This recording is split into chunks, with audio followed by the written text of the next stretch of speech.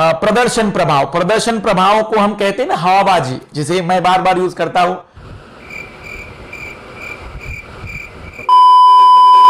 मतलब जरूरत नहीं है लेकिन दिखावे के लिए, खास करके भारतीय समाज में विवाह के समय भारतीय लोगों की देखना, अगर मान लो भारतीय लोगों से आप पूछने जाओगे इन छोटे मोटे प्रोग्रामों से कितना कमा लेते हो, बहुत ज्यादा नहीं, साल भर में 10,000 रुपए कमा लेते हैं।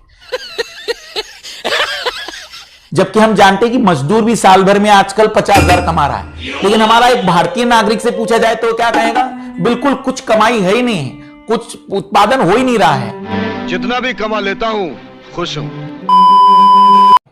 आपको अगर किसी भारतीय नागरिक की वास्तविक आय देखनी है तो आप उसके पुत्र के विवाह में शामिल हो जाइए और आपको पता चल जाएगा कि उसकी वास्तविक आय कितनी थी, और उस समय उसकी वास्तविक आय से 10 गुना आय मिलेगी।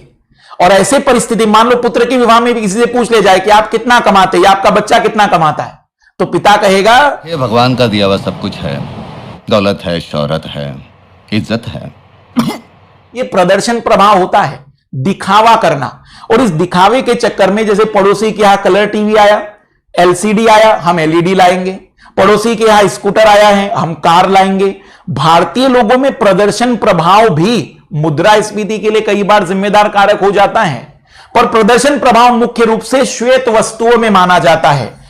श्वेत वस्तुएं किन्हें कहते हैं? श्वेत वस्तुएं इकोनॉमिक्स में ऐसी वस्तुओं को कहते हैं जिनका जीवन में महत्व कम होता है लेकिन उसके कारण लोगों का स्टेटस बढ़ता है, लोगों की हवाबाजी बढ़ती है। ऐसी वस्तुओं को श्वेत वस्तुएं कहते हैं। जैसे हम कहेंगे कि घर में एसी का लगना, जैसे कुछ क्षेत्रों में एसी की जरूरत नहीं क्योंकि उन क्षेत्रों में वातावरण और जलवायु काफी अच्छी है, पर कुछ लोगों को लगता है कि शहरों में एसी लगा दिया, हम भी दिखा दे लोगों को कि हमारे यहां पर भी एसी है। दोस्त बेकारी नहीं है, अपन बहुत पैसे अपने पास।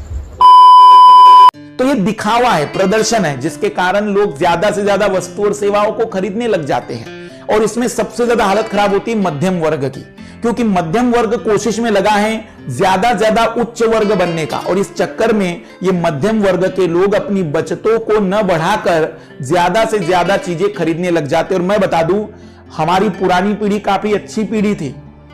वर्तमान की जो पीढ़ी है वो प्रदर्शन प्रभाव के कारण दुख में रहेगी, क्योंकि प्रदर्शन प्रभाव कैसा, वो कोशिश में रहती, उन्हें लगता है कि जैसे कि अभिनेता और अभिनेत्रियां जिस प्रकार से कपड़े और किस प्रकार से चीजों को रखते हैं। जैसे खबर सुनी किसी ने कि जयललिता जी के पास जूते और चप्पलों के इतने जूते थे कि उनसे पूरा एक घर भरा जा सकता था।